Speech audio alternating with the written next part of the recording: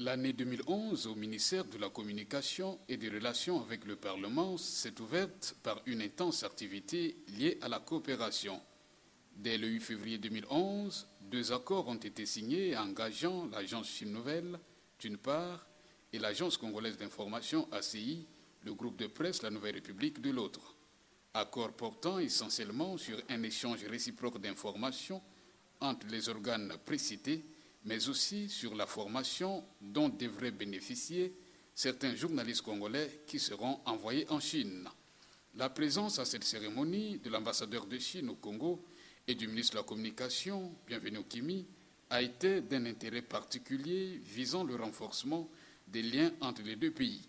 Le même élan s'est encore poursuivi quelques jours après, toujours avec l'agence Chine Nouvelle, qui va remettre un don composé d'écrans géants au ministère de la Communication et des Relations avec le Parlement. Des instruments modernes de communication qui contribueront à coup sûr à propager le message du développement au sein de la population. L'intérêt que revêt un tel geste symbole d'une amitié agissante est relaté par Anast Wilfried Mboussa, directeur de l'information et de la diffusion au ministère de la Communication et des Relations avec le Parlement. Ces écrans, en ce qui concerne donc le plan qui a été signé, serviront donc à faire en sorte que la parole présidentielle soit donc relayée jusqu'au recoin de la République du Congo. Et c'est donc dans le cadre de la politique du ministère de la Communication menée aujourd'hui par le ministre Bienvenu Okemi, qui consiste donc à faire en sorte que la politique du chef de l'État soit relayée. Et ensuite, nous sommes dans un cadre aussi important, à savoir la reconstruction et la construction du pays. Et à cela, il va falloir que les actions qui sont menées soient effectivement extériorisées et que le peuple sache effectivement qu'il y a un travail qui se fait sur le terrain.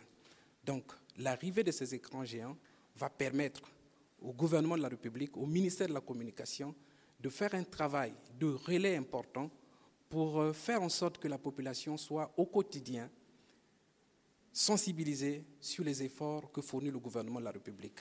À cela, il y aura donc la télé nationale, la télévision nationale, qui va également diffuser ses programmes sur ces écrans. Et puis, il y aura des programmes annexes qui vont être donc consignés dans ce passage et on aura beaucoup à gagner. C'est ici donc l'occasion de louer les relations qui unissent nos deux pays, le Congo et la République populaire de Chine.